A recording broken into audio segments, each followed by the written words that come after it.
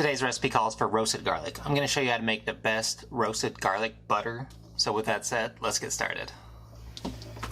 The first thing we're going to make, of course, is our confit garlic. I have a full video on how to do this, so if you haven't seen that yet, you should definitely go check it out because you're going to need it to make this delicious roasted garlic butter. I'll also leave a link in the description so you can find it a lot easier. Now that you have your confit garlic made, the next thing you're going to do is grab a medium-sized mixing bowl. Into that bowl, you're going to add 2 sticks or 218 grams of unsalted room temperature butter. Now that you have your butter in your bowl, you're going to grab your weapon of choice, either a wooden spoon or a rubber spatula, and you're going to smush and smash all of your butter together until it's one giant flattened piece of butter. And if you don't want to do all this labor-intensive hard work, you can also use a stand mixer with a paddle attachment or use a hand mixer to do all this dirty work. But I wanted to show that you can easily make this butter without any special tools. Now that you've squashed all of your butter and you showed it who's boss, you're going to set that aside so we can move on to the next step. The next thing we're going to do is mince and smash our confit garlic.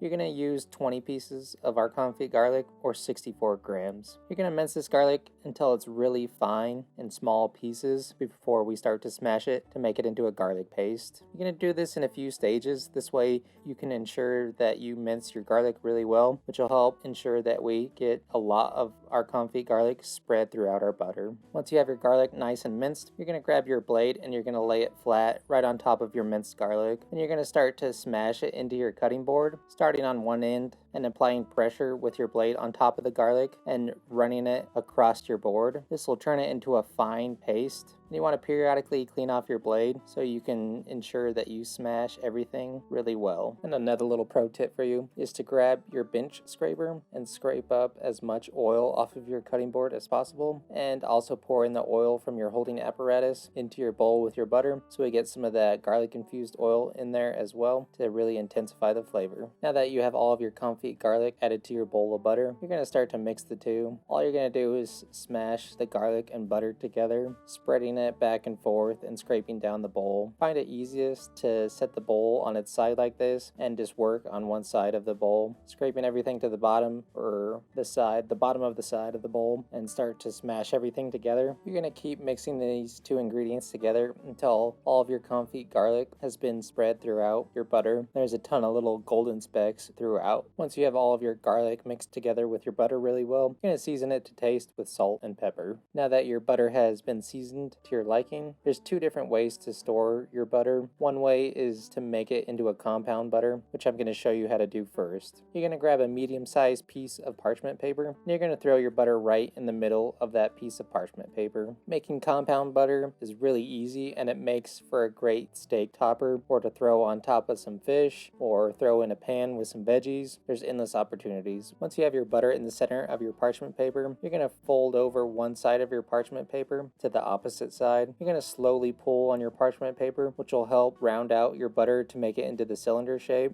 Once you have it folded over, you're going to use your ball catchers to help flatten it out a bit to make it into a longer cylinder shape. You can also grab your bench scraper and scrape any of the leftover butter into the large cylinder. And you're going to notice that your butter is pretty flat, so you're going to unfold your parchment paper and repeat the same process and slowly pull parchment paper. When you're pulling it, your butter will start to roll and become a nice cylinder of butter. You're going to keep doing this until you have the desired shape of your choice, and you don't have to make your compound butter into a cylinder. You can make it into a square or whatever shape your heart desires. And once again, you're going to grab your bench scraper to help even out the sides and the ends of your butter. Then you're going to roll it up like it's a giant piece of candy. Now that you have your plastic wrap on your work surface and it's nice and flat, you're going to grab your rolled up butter and you're going to twist the parchment paper, make it nice and tight. Then you're going to cut off any of the excess parchment. Once you have the excess parchment cut off, you're going to throw it onto your plastic wrap. You're going to start to roll it up just like we did with the parchment paper to make this tight cylinder. You're going to give both ends the old twist and shout to help keep our butter into that cylinder shape. Once you have your plastic wrap nice and tight, you're going to throw this into the freezer and pull it out whenever you want it. And then there's option 2, the less labor intensive one, which would be to grab a holding apparatus and throw your garlic butter straight into that. And you want to ensure that you use the proper container for this. You don't want too much space between the lid and your butter. Too much air in your container container will start to make your butter a little crusty on the top, which really isn't that big of a deal, but you can grab a piece of saran wrap and lay it so it sticks to your butter to prevent it from drying out. And if you can't get all of your butter into your container, all you need to do is grab your container and smack it and slap it on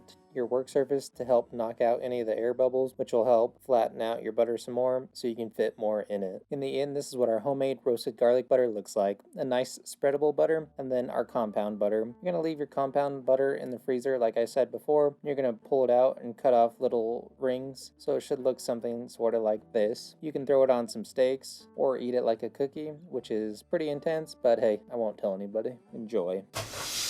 Alright, now that our garlic butter is done, let's give it the old taste-a-roo. Just looking at it, it's got a bunch of little nugs of that golden roasted garlic, and then there's that fresh cracked black pepper that adds another offset color to bring even more contrast to it. Yeah, it just looks super good. So we'll give it a little taste. Just a little bit, just a little. This stuff came out super tasty. It's nice and rich and fatty, of course, because it's butter. Then that roasted garlic really punches you in the face, but in a good way, of course. It has this deep, rich, flavorful taste to it from the roasted garlic, and then that caramelization that we got on the garlic adds another flavor profile to it as well. And roasted garlic is just super tasty, and it really makes this butter stand out and makes it really great. Then that fresh cracked black pepper adds a little spiciness to it. Then all that sea salt we added adds a bit of saltiness, which counterbalances against the fat. And overall, this stuff is just super good. Alright, that's it for today's video. This recipe is really simple, and this is one of those great recipes where you can flex on your friends and family because it sounds really fancy, but it's really not. Well, it's kind of fancy, it's just really simple, and they're gonna think that you're some superstar, maybe. I don't know, I'm just rambling now. Anyways, you can use this garlic butter to make mashed potatoes, or make some garlic bread to go with your pasta, or make buttered noodles, or smear it on your bread when you go to make grilled cheese, which sounds super tasty. And if you're one of those weird couples, you can use it in the bedroom like bounce chicka. That's disgusting. Never mind. Anyways, hopefully you enjoyed today's video. Thanks for watching. I'm gonna go buy a ton of bread so I can make some garlic bread right now. That sounds really good. So we'll see you on the next one.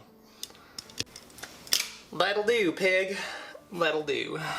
Sweet Confit garlic flavor because the garlic came out super tasty. The garlic, the butter to it, and that sea salt that we added to it brings some saltiness, which counterbalance. Catch your breath, hey?